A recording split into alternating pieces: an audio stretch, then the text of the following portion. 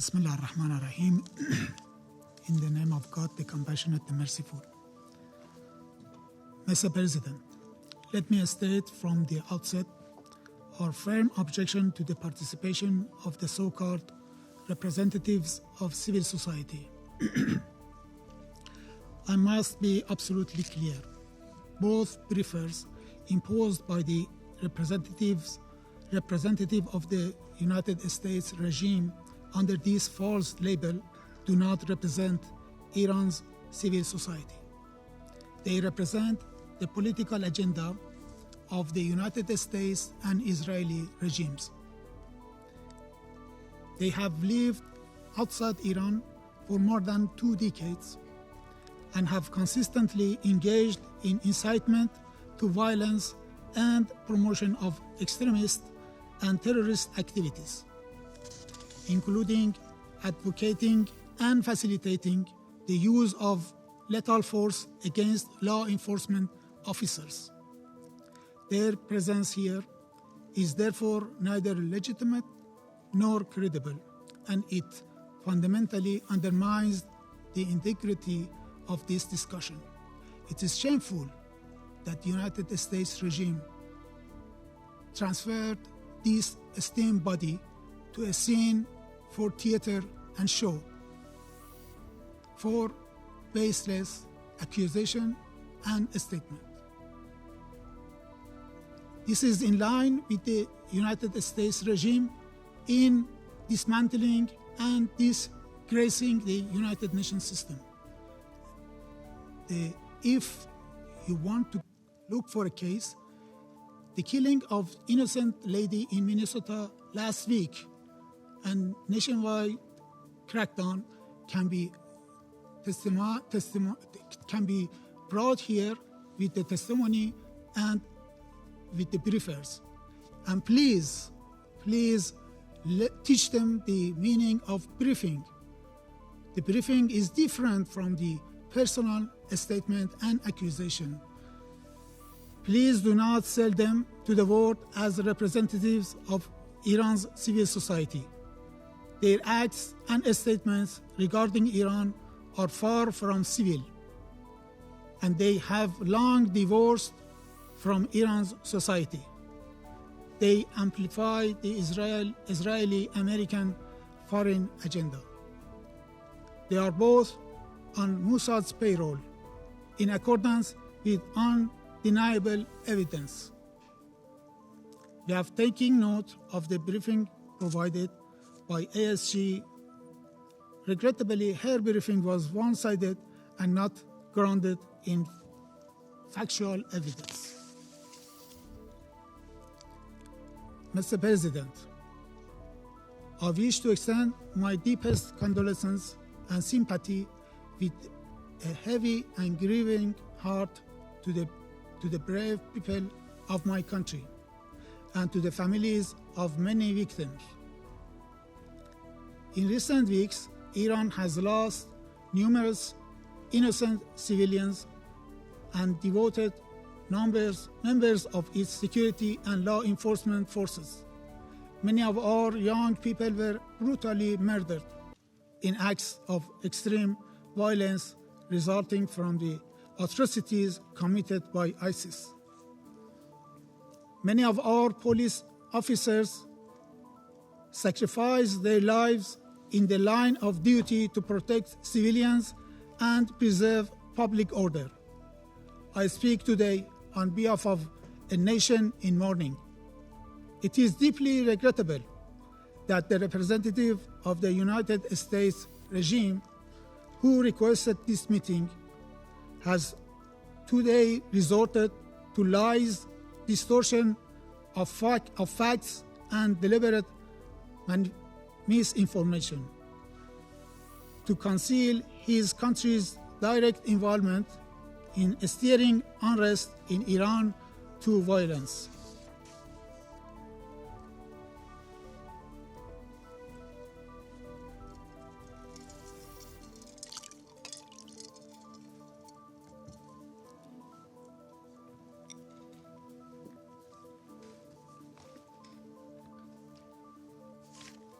In fact, the United States' request for this meeting is shameful. To conceal their direct complicity in the crime their mercenaries have committed against our nations from 8 to 10 January. As part of Israel's malicious attempt to drag America into another war of aggression against Iran. Under the hollow pretext of concern for the Iranian people and claims of support for human rights, the United States regime is attempting to portray itself as a friend of the Iranian people, while simultaneously laying the groundwork for political destabilization and military intervention under a so-called humanitarian narrative. These claims are particularly cynical when viewed against the United States regime long and well-documented record of unlawful military interventions, regime change operations, and systematic violations of international law and the Charter of the United Nations. Across the world, these policies have led to mass civilian casualties, the collapse of states, prolonged humanitarian disasters, and the emergence and empowerment of extremist and terrorist groups. This is not a matter of opinion. It is a matter of historical record and fact. The Iranian people, for decades, have experienced the true meaning of the so-called support. The United States pattern of coercion and interference under the deceptive pretext is clear, from the orchestration of the 1956 coup against the democratically elected government of Dr. Mossadegh to its extensive political, military, and intelligence backing of Saddam's regime war of aggression against Iran. From the downing of Iran Air Flight 655 in 1988, killing 290 innocent civilians, to its complicity in assassinations, sabotage, and attacks against Iranian civilian and infrastructure, including the war of aggression carried out in June 2025, and from decades of unlawful unilateral sanctions to systematic economic coercion. These measures have gravely violated the Iranian people's fundamental rights, including their inherent rights of life, health, and development.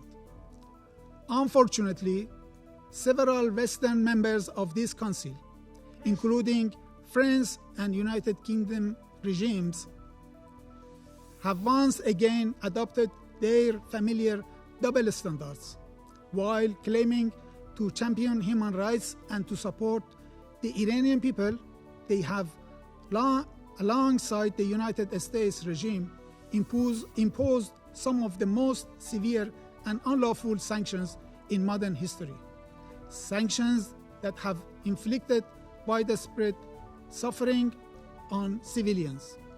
At the same time, they have failed to condemn, let alone sanction, the Israeli regime for its acts of genocide and crimes against humanity. Mr. President, between 8 and 10 January 26, the people and government of the Islamic Republic of Iran were confronted with ISIS-style acts of terrorism and extreme violence across the country. Peaceful protests that began on 28 December 2025 with legitimate economic demands were deliberately hijacked by organized armed groups and transformed into violent riots. Documented cases include beheading, people being burned alive, police officers and ordinary citizens beaten to death, widespread use of firearms, and the deliberate torching of ambulances, fire engines, health facilities, residential buildings, and places of worship. These were not isolated incidents. They reflect a clear and systematic pattern of organized violence. A significant number of police officers were killed or severely injured. These heavy casualties demonstrate the extreme brutality of terrorist elements. The situation is, in fact, very simple. The United States regime and its accomplices, particularly the Israeli regime, cannot evade responsibility for the innocent blood that has been shed in my country. Unable to achieve their objectives through the 12-day war of aggression against Iran in June 2025, they have now seek to pursue the same goals through political destabilization, internal unrest, and chaos. This strategy relies on manufacturing casualties, spreading false and inflated figures, and creating a pretext for foreign intervention. It is a familiar script, one that has been used repeatedly from Iraq to Libya and to Venezuela.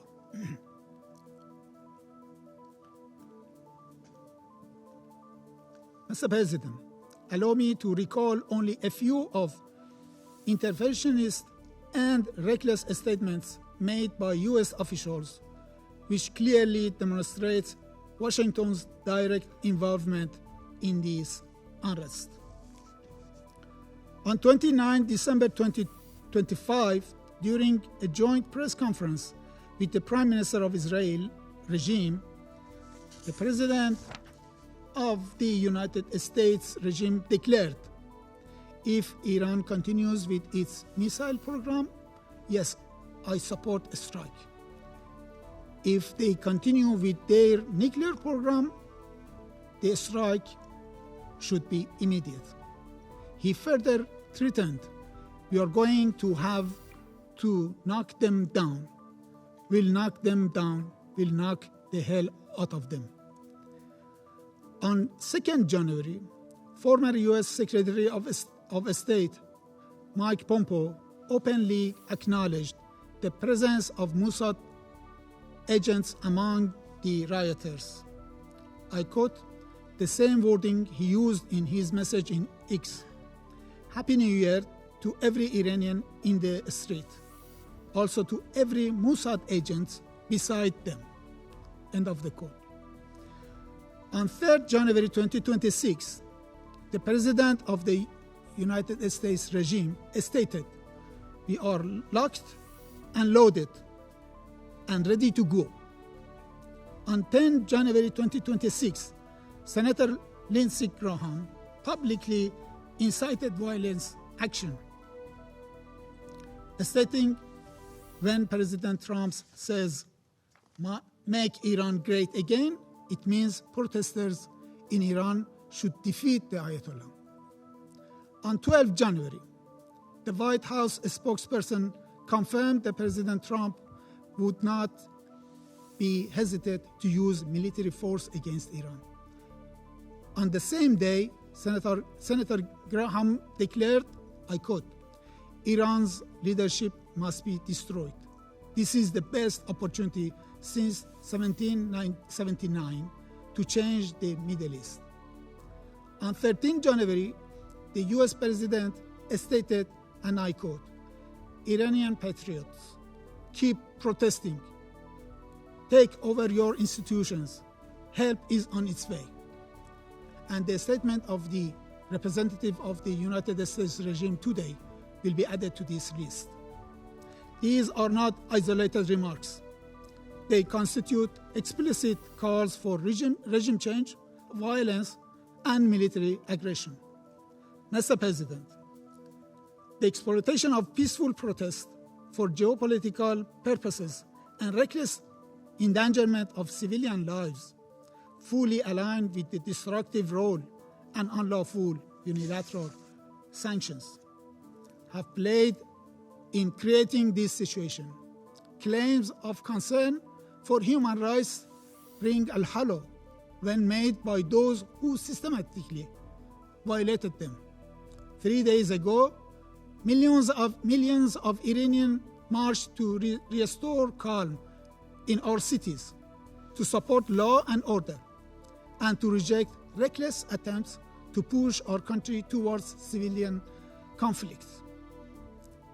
President Trump chose to ignore this historic display of unity and restraint. Instead, he issued a provocative statement aimed at reinvigorating unrest. But people of Iran, nationwide, ignored his invitation for further violence, and this is why calm has been re-established across the country. Mr. President, any threat to use of force against the Islamic Republic of Iran under any pretext, including claims of protecting protesters or supporting the Iranian people, constitute a grave and manifest violation of international law and the UN Charter. Such unlawful actions directly breach Article 2.4, which prohibits the threat or use of force, and Article 2.7, which enshrines the principle of non-intervention. No rule of doctrine, narrative, or political justification can legitimize unilateral military action or coercion without explicit Security Council authorization under Chapter 7. Invoking humanitarian rhetoric to justify force in a deliberate abuse of international law. The Security Council, its members, and the Secretary General bear a clear legal, moral, and political responsibility to unequivocally reject and condemn such unlawful actions before it is too late. The credibility of the United Nations and the survival of the Charter itself now depend on whether this fundamental prohibition is upheld or eroded by one of its own permanent members.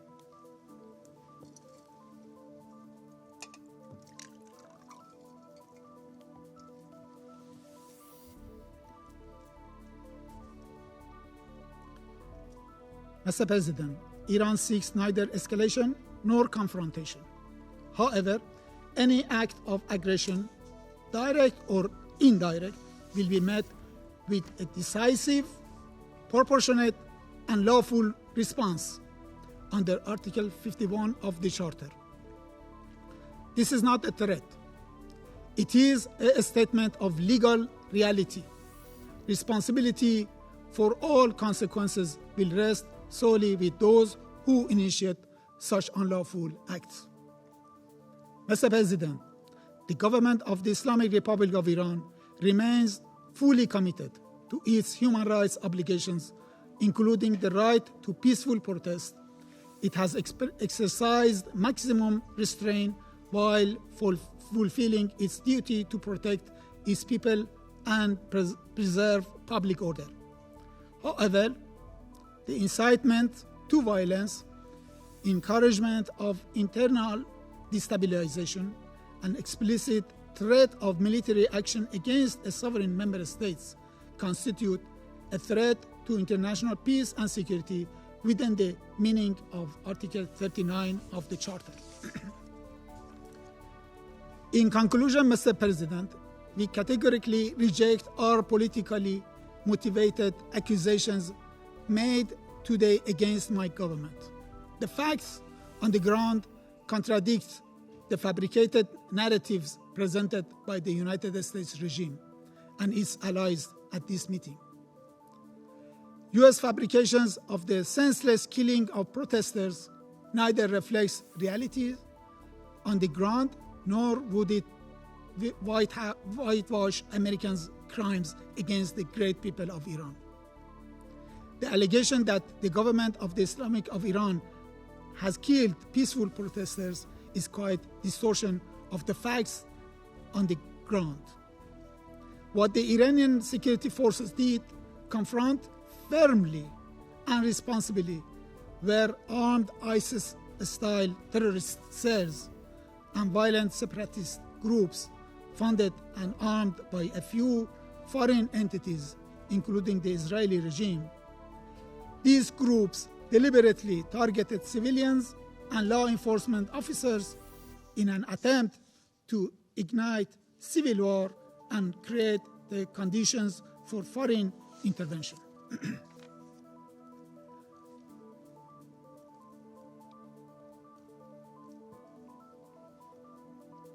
The claim that internet restrictions were imposed to conceal harm to our own people is equally false. On the contrary, temporary limitations were necessary to protect Iranian nation from evil operations that foreign agents, including Israeli one, are conducting against the safety of the nation. It was also absolutely vital to prevent huge cyber attacks against Iran and its infrastructure, and to disrupt communications among terrorist networks, coordinating terror operations from within our cities. I thank you, Mr. President.